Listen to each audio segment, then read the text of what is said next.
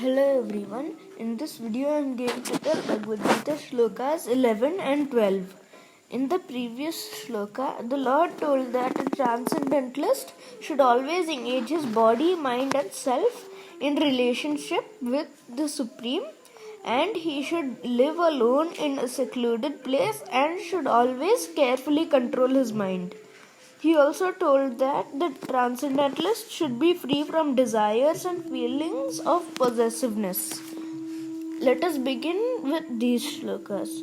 Shuchau deshe pratishtapya sthiramasanamatmanah natyuchritam nati nicham chailajinakushottaram tatraikagram manah krutva yata chittendriya kriyah Upavishyasane yunjyat yogamatma vishuddhaye.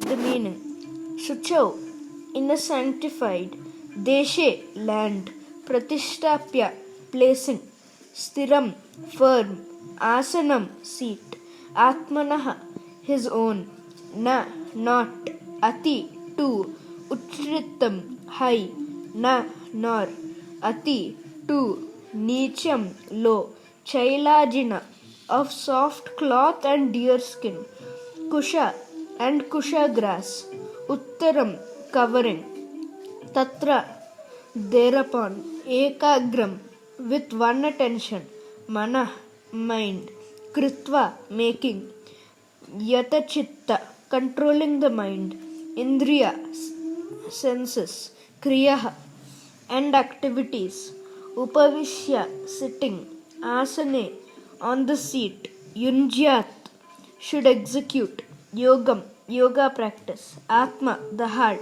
Vishuddhaye, for clarifying. The whole meaning is, to practice yoga, one should go to a secluded place and should lay kusha grass on the ground and then cover it with a soft cloth and deer skin. The seat should be neither too high nor too low and should be situated in a sacred place.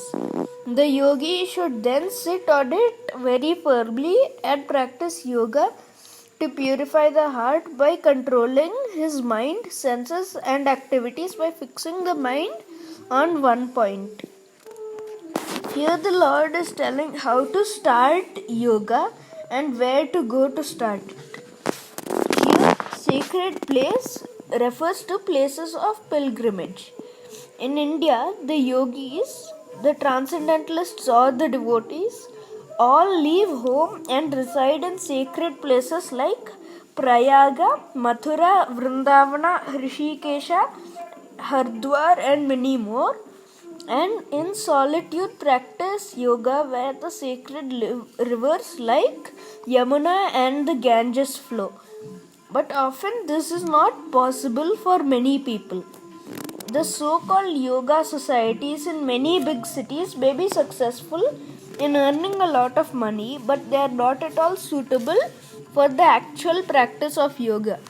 One who is not self-controlled and whose mind is not undisturbed cannot practice meditation.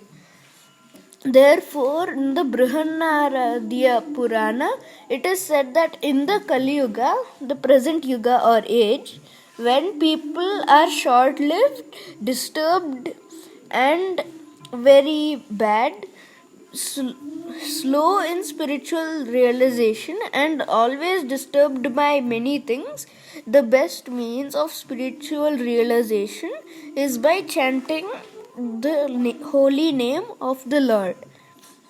Harer Nama, Harer Nama, Harer Nama eva kevalam, Kulau nasti eva gatiranyata. Which means, in this age of quarrel and hypocrisy, it is the only means of deliverance is chanting the holy name of the Lord.